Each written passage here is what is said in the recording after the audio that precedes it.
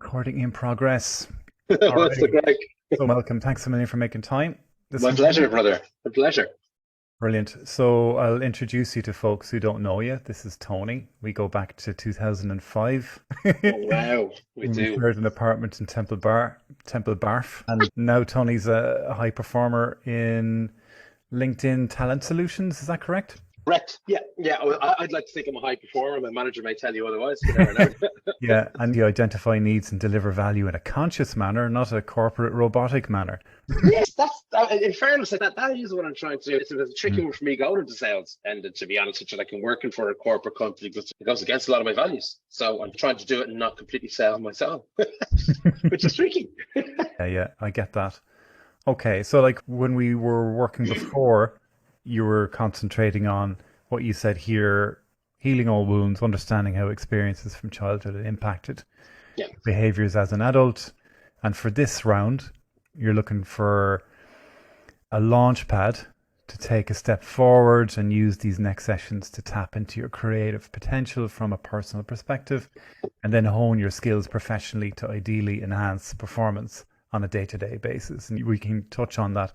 You said you've noticed it already, and we're 4 sessions in at this point. How do you feel now? How are you enjoying the group dynamic versus the one-to-ones like we did before? And how's it all working out for you? I think everything is over time. I think it's probably the best way to describe it. When we worked together 3 odd years ago, despite the fact that we knew each other for 15, 16 years, I Mm, needed the one-to-one sessions, to be honest with you. They yeah. were incredibly raw, as you remember. I came in for one thing and I came out with something completely different. As my dad used to say, once you start pulling the thread, just be careful, the jumper's going to unravel. And every jumper I ever owned unraveled.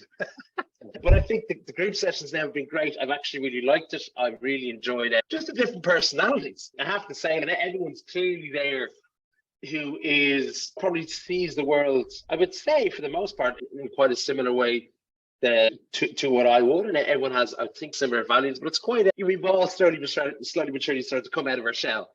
Each time we're online and each time there's a little bit more chats and a little bit more personable. Mm, And so the group dynamic is great. To be honest, if I'm being honest, it's mm, a lot better than I thought it would be. I mm, think I maybe had my preconceptions, but you always do, mm. having spent the last 3 years in bloody Zoom group world. Yeah, I get it. For me, it's very much like that. I want it all to be focused on me, but then you go in and someone says something and you're Mm, like, whoa, yeah. I never would have thought about it that way. So definitely, I think it works both ways, really. I get the need for one-to-one when you're arriving with like huge wounds and you really need the one-on-one for certain Mhm. aspects. 100%. But like the way it's framed now, we're tapping into peak performance by deleting and removing all of the rest of the stuff that maybe was still there or you didn't address or stuff that may have come in since or who knows where it all comes in from. Yeah, I think, Downloaded it. yeah, I think for me with these sessions, it's been about refining where I'm currently at. Like I would Mm, always consider myself to be my own worst enemy in many ways. I've created bad patterns and I'd seen them in work. Just with if you looked at my screen, I'd have 20 or 30 different windows open. I'd always put my mm. hand up to do this, that, and the other because I felt I could handle it.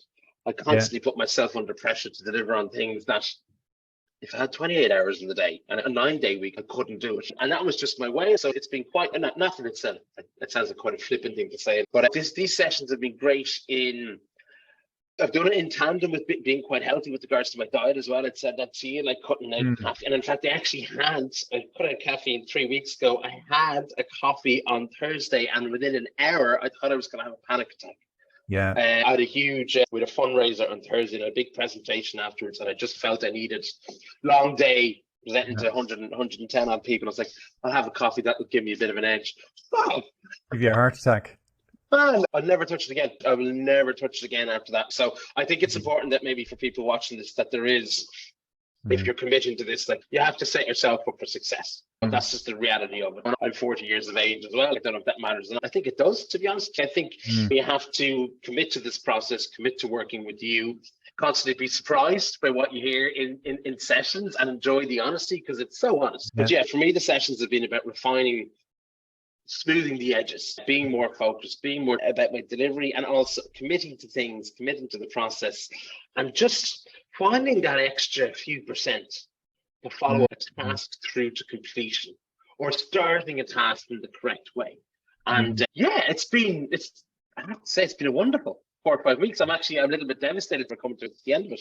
You have lifetime, so you can keep doing them. And actually, the way it's kicking off, because I was looking at it and it was part of the FAQ I was putting together. So how long is the program, right? So when we started, we've done 4 sessions, and then like technically out of the core sessions, this evening's one is the last of the 5, right? But then I'm going to do a process called the Awakening next week. You know what I mean? So that's like a banger of a, that's one when you're pretty much downloading all of these hidden skills and abilities, knowledge and wisdom into your OS from the iCloud, basically. But that's an amazing way to actually keep it going for another week, because O'Neill was talking about wanting to link up the conscious with the subconscious and the superconscious, and that's that session is exactly about all that. But for anyone looking to start, that's a perfect start as well. So you can actually get one before the core sessions. Sure. So then that'll be 6, and then you'll come to the end of that, and I'll do another one at the end of that. Do you know what I mean? So that's 7. Yeah. Then there's a 1-to-1 in there as well. So it could be 8. So it just depends. Some people will just want to go in, just do the bosh out of 5. Yeah. You know what I mean? And then revisit whenever they want. Or other people will just want to turn up, because the core sessions will remain as they are, but the energetics is a different story completely. You know what I mean? Because the way I run them as an energy session, with the words, just making up the theatrical aspect of it. Do you know what I mean? To keep people's conscious minds just away with the fairies and engage the subconscious.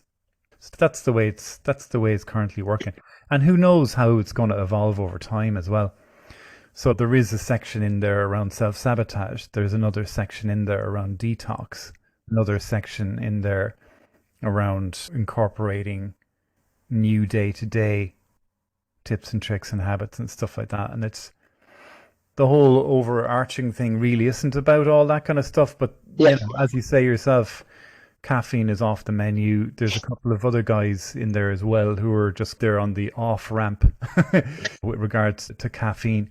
Myself, there's no one perfect, and that's not to say those who don't drink caffeine are perfect and those who do everyone's different.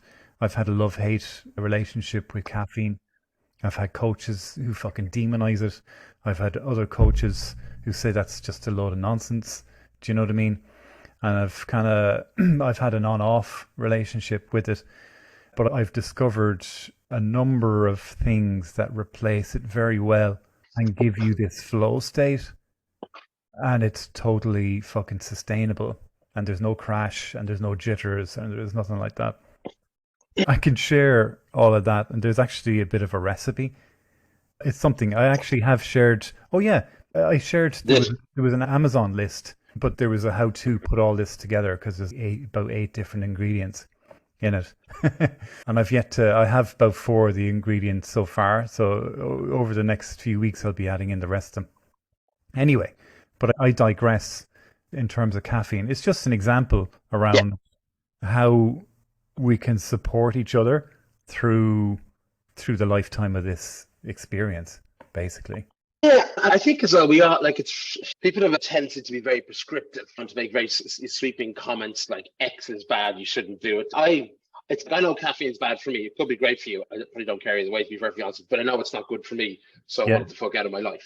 Dairy as well. It makes you feel terrible. There's certain things and there's certain types of people as well. And there's certain situations that I have a tendency to get myself in, but as I said, that notion at the start of over committing to things like so. These sessions have just been really strong at pulling back, refining. I'd done great work a couple of years ago. I had a couple of slips, and now I'd like to get back in a really strong place. Yeah, the one thing for me is committing to exercise with this as well, because now I really feel great afterwards. And I don't feel good when I don't do it. So I think you have to get to a point where you know what's good for you. You know what's bad for you, but maybe you're in a place where you're still slipping into the old behaviors. And if that's where you are, I think these sessions are great. I think they'd be incredible for you, objectively speaking. And in tandem with that, I think you have to also set yourself up for success. You're working with you isn't the silver bullet. It's part of a process that you must commit to. But it's been great. And like the sessions are wonderful. Like they really are. I get such a buzz out of it. I was gonna say as well, when you finish, you usually get up and you do all these stretches and physical movement and all this kind of stuff and woo, you know what I mean? I love it. I have to get out into nature. I have to get out to the piers where I live in Dublin. Like I'm very lucky that I'm less than 10-minute walk from the sea. And even when I do the sessions here, there's a Velux window. So I'm looking up at the sky, like into the kind of great nothingness. And I think that's a quite important part of it as well for me. Again, I'll always temper everything by saying for me, I just feel this need of getting into, once you've shed all the stuff that kind of limits you, it's very important to get close to nature because nature is ultimately limitless. Yeah. It's the absolute essence of us all. So I found the process that I've been following of doing the session, going for a stroll outside, being at home. I don't really buzz off anyone that evening, to be honest with you. I don't watch TV. I just kind of, it's just enough for the dog and maybe a book. And typically I might even fall asleep on the couch. That's all right. You know what I mean? I'm rested afterwards. But yeah, that's that notion of setting yourself up for success. But just if there's habits that you have ultimately that you're looking to change, this would be a wonderful way to segue into that process. But don't think that you'll do a session with you and everything's great, everything's perfect. It has to be, you have to do the work yourself, I think. Yeah, it's done with you, if you like. Yeah. In a way, it's bordering on done for you because you just show up and then boom, you know what I mean? But really, what's happening is that you're making the changes yourself, and I'm basically creating the opportunity and facilitating that. Ultimately, we all have choice, and we'll all choose to jettison what, and subconsciously, it'll go through all of the programming and decide, okay, that's not going to serve you anymore, and this will. And for me, anyway, the first time I experienced hypnosis was just like, it just blew me away. And like that, I went out onto the beach for 3 hours with the dog, just going, fuck, I feel totally different. And I did. And it was dark outside and we were still going around on the beach. He was going like, okay, this is great and all, back in. So it was like, from that point on, the programming had changed. Yeah. You know what I mean?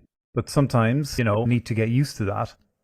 And maybe the supportive aspect of people checking in with each other and all that kind of stuff and having a shared experience is what I'm really enjoying about seeing people interact with each other and all that kind of stuff. Yeah, the group fight is really strong. It's very supportive. It's very understanding. It's a no judgment space whatsoever. It's very honest. And I think everyone's having a different experience out of it. While there's a lot of people there with similar values, everyone's actually getting something completely different out of it. And some people are having for me, as I said, having done some of this before, I think, am I the only person there who's done these sessions with you before, or is someone? Marianne has done a lot of group stuff before, part of a group of copywriters, and she has a whole range of stuff that she wants out of it. Some of it physical, some of it business related. The physical stuff for her, she noticed straight away on the group stuff that we did to Christmas last year. So she's rolled up for that. But yeah, everyone on there is looking for a different thing.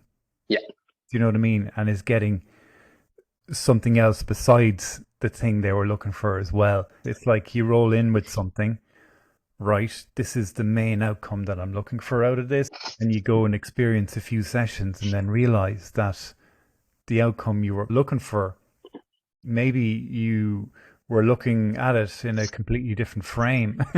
And through a different lens that you currently have now, you know what I mean? And now it's okay. Perhaps that outcome is just like almost trivial now. And you're like, oh shit, now this is the bigger, deeper thing that I was looking for. What would you say your top outcome would be after this round? I know we're not finished yet and it's an ongoing thing, but just as a curiosity at this point. I think from both professionally and personally is just that drive, to be honest. Like I've always been very good at I've always talked a good talk, but I haven't always walked a good walk. I haven't always followed through. And I'm just in a place now where I just got a lot more committed and I'm getting results and I'm trying new things. That's actually pretty fair to say. So because of the sessions, what's happened is I've changed how I've worked, how I'm working. I've completely overhauled it. And I'm in that process now. So there's probably hit a little bit of a plateau because I was very deeply transactional. And now the nature of the market, I'm looking to work with customers in sell a more complex solution, a more long-term thing, actually truly understand what's going on in their business. And I never would have even attempted to take that on my own. I would have talked about this and said, we're going to do this, that, and the other. But now I'm coming in early and I'm speaking with different people, getting coaching from different people, trying to refine, trying to get better at what I do, trying to be a better salesperson, but still not sacrifice on my values. So yeah, this notion of being able to take on more complex tasks, completing tasks through to fulfillment, to actually committing and delivering at an 8, 9, 10-hour day. Now, it doesn't always have to be the hours. What I'm trying to do now is do 8 tasks really well each day. It's just that focus. And before, I would have been scattered across tens of different things. I would find it very difficult to think about something 2, 3 months down the line. I probably wouldn't have been. I've always been very honest with clients, and that'll never change. I'm very honest internally, but I've started coaching people internally now as well and getting a real value out of it. Actually, one of the best things is my greatest gift is, but my greatest curse is I'm incredible off the cuff. I'm amazing at winging it. I took that far too long ago, and that's actually, I imagine this would be something that people are really going to quite resonate with, because I know a lot of people will be connected with those addictive personalities whereby you leave everything to the last minute and then you somehow pull it out of the bag. I just don't do that anymore. I don't want that in my life, because if I can be this good having put minutes into it, how good could I be if I put hours into it? And I delivered the speech that I did on Thursday for part of this fundraiser. I think it really hit home. I think it really hit home to people. Like, I put time into it, and there were themes that I wanted to get out. And it's very difficult with fundraising not to come across as judgy. And I really feel that people got the sense that this mattered to me. I wanted it to matter to them. And there was just things that we could do in a very simple way that could actually make people's lives easier. Yeah, I think for me, just that not constantly winging it and putting myself under this kind of frenzied pressure at the end, whereby more often than not, I'd pull something out of the bag, but now and again I wouldn't, and it would just blow up in my face. And then I'm in the, oh, Jesus, why do I keep doing this mode again? But that's been the complete change, like drastic in the last 3-4 weeks. So if there was one thing, Andy, that's huge for me, because that's how I built my entire life on that. Yeah, so it's the difference between fear and excitement, right? So when you're prepared, you're like in a flow state and everything's coming to you and all that kind of stuff. Exactly. And then the other, you're winging it and it could go horribly wrong. And sometimes it fucking does. In fairness, when I was up there speaking, because I had the coffee like an hour and maybe an hour previously, and within 40 minutes I was like, oh God, that was a bad idea. I could feel the cotton mouth. My God, my lips were behind my head, but I just had to power through it, because I knew what I wanted to say, and I knew I had to get to this point and finish it out. Whereas, if you're in that fear state, you lose your flow, you get a bit of cotton mouth, you can't speak, you can't read your notes, it all falls apart, you cut your speech short and you miss the point entirely. Yeah, that's the fight or flight or freeze or shite, as they say. I think I've done all 4 in a couple of cases. But I've been thinking about what had been the impact. And then when you ask the questions, I realized it was actually I've stopped winging it. I've stopped winging it. I'm actually hitting my potential. I'm trying to hit my potential now. Yeah, so you're better prepared. You're not far better. Far better. But I actually appreciate the process of preparation and finding time to do it, which I was not. It's not that I wasn't doing. I've never done it. Yeah, and where would you be if you hadn't done this? So the other side of the coin. Yeah, I think certainly not. From a personal perspective, I'm far happier. I'm far present with my daughter when she's over. I'm eating a lot better. I enjoy the process now of really cultivating a nice meal, making a curry from scratch. The importance of the things that I'm putting into my body, into my system. The word systems comes up a lot lately. I was in Jamaica, and they said the only good system is a sound system. I love that. But then from a professional perspective, I wouldn't be able to get back into coaching, which I love, because I do want to get back into a manager role in the next kind of year or so. I wouldn't be taxing the grey matter, as my mom used to say. I wouldn't be engaging in different processes. I wouldn't be able to actually go, no, I'm going to change how I work and do something different, because I actually think this is going to, and believe in the process. And suck it up that it's going to be maybe 10 days or 2 weeks, which is actually quite a long time in sales. And it has been where I haven't actually been hitting the number that I want to hit, but I'm like, no, it's okay. I'm doing things that are going to come into fruition. It's just going to take a little bit longer because they're that bigger, that complex. So I'd be an old dog not learning new tricks. Yeah. I'd be becoming a caricature of myself, to be honest with you, like without this. And the sessions have been brilliant with you, but I've been quite good outside of it, ensuring that it's stuck. Absolutely. They go hand in hand. They totally go hand in hand. Like I worked with a client before who had been meditating for like deeply, like an hour and a half every day for about 15 years. And it was like the hypnosis improved the meditation, which improved the hypnosis, which improved the meditation. And it was just like, whoa, amazing. But it came out that they'd been using the meditation as an escape for 15 years to get away from unresolved trauma. You know what I mean? I do. Like again, so all of that unwound as well, but now it's just like totally even keel, and it's meditation is fine as well. But like I say, it's another example of doing the work outside of it, whatever way that shows up for you. If it exactly, could be exercise, it could be changing things. The only thing I've gone on about so far was caffeine, and Neil's saying he's just tapering off, and Martin said he stopped it as well and missed it, but because there is a ritual around it. I totally get that. Actually, one of the guys I'm connected on Facebook, he was asking about coffee machines and stuff like that, and what's the best coffee machine? Because last week he was throwing out all the alcohol, there was about $5,000 worth of alcohol he was chucking out, and this week is like, what's the best coffee machine?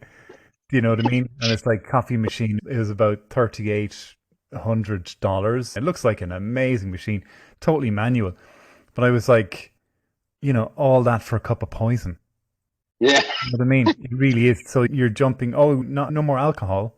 I totally related to that because I did that myself. When I stopped drinking alcohol, way over 17 years now at this point, only at that point did I start drinking caffeine. And it was fucking rife with guys who drink fucking, it was almost drip fed. And then cigarettes. But it was just like, okay, I'm really fucking myself over by doing this, but at least I'm not drinking. Yeah. Drinking alcohol. You're not okay, grand. And actually that used to make me run away from meetings afterwards for a while with all the cigarette smoking, because I'd stop drinking on the day after Stevens, or Boxing Day as they say over here. That was the last time. And then after New Year's Eve, I stopped smoking then, because it was just like, because I wasn't drinking, I could feel the damage that the smoking was doing to me. But I did start drinking coffee. And the whole thing is, you have to have some kind of vice. You know what I mean? What kind of fucking, You have to justify it. Yeah, you have to justify something. Or you allow it. You make an excuse for it. Yeah, but the truth is, you don't have to have any vices at all. No. It's just a fucking narrative. You know what I mean? So, oh shit. So even touching on the go-go juice, the sustainable formula of basically super ingredients that are really fucking good for you and give you long-lasting energy, and you could keep drinking it every day, and it's actually going to benefit you. So it was like, all right, okay, yeah. There are different ways of doing things and getting the lift you want and getting the flow state without jacking yourself, dehydrating yourself, and poisoning yourself at the same time. It just takes a while to dial it all in. Oh, totally, 100%. Ritual is one thing, 100%. And I think because of COVID, we've all become enslaved to so many rituals that now define our day, because that's all we had to kill time, because we were stuck in our houses all day long. So we're constantly giving ourselves this validation with different processes that ultimately don't really add something to our lives, but have now completely punctuated our days. So I actually I've been making decaf up until today, because it was like, it's actually tastes like this. So yeah. I've been there. I've absolutely been there. But I had to plunge the pot. That was my thing. I had to do that at 9:30 or whatever. But I'm just going to say one other thing that I know has changed and improved massively, and is my reliving old arguments and preempting new ones. Jesus, Mary and Joseph, I've spent my life doing that. And you know what? I picked that off my dad. I've seen him in the past, God bless him, stewing over stuff that was said to him or he didn't say. And now I can now I sometimes and now I sometimes slip into it, but I can stop myself and go, here, hold a second. This is Yeah, you're turning into your owlet. yeah, it's just certainly pointless. It's completely futile, and it's distracting me from. I could even be. It often happens in the car. I think that's just the place where it happens for me. But it could be happening when my daughter's there sitting beside me, and I may just have picked her up, or I may be dropping her off. And these are the first moments that we have together when we haven't seen each other for a few days. The last moments we have together and we haven't seen her for a few days. So that's shitty energy for me to be totally distracted from her. And I don't actually need it. I don't want to win the argument anymore. No, I think that there's part of me that still does want to win the argument, but I can stop myself, if I'm being honest. Yeah. And that's been huge because that consumes. Because I used to enjoy that a lot. Like I used to really enjoy that as a pastime. When I think about it, it's a mad thing to say. It's a mad thing to say, but I used to enjoy stewing over things that people haven't said and coming up to the response to it in my own head and being like, and then some of that. Knowing that you're right. It's one of the biggest addictions on this planet, I think. See, I told you. Some of that. Some of that. So yeah, that's been. As I said, that's not cure, but that's just I'm in a place where I catch myself before going that far down that rabbit hole again, which is huge because I was chewing up honestly minutes, hours of every day. Yeah, and particularly those precious moments you have with your daughter when you're going back and forth, and she'll remember all that as well. So it's like that's a huge thing to actually change. It's big for me, and even sitting on my couch, and there's been so many things that I think the timing is key. But I think I've set myself up for success. The sessions with you are amazing, and it's just been a real, very supportive, rounded, engaging, and a emotive experience, but in the best possible way. It's been very balanced, really balanced affair. It was great. Yeah, bang on. Thanks a million, T. We'll see you later. My pleasure, brother. Take care, my friend. Cheers, bro. Thanks a million, T. Talk to you later. Bye-bye.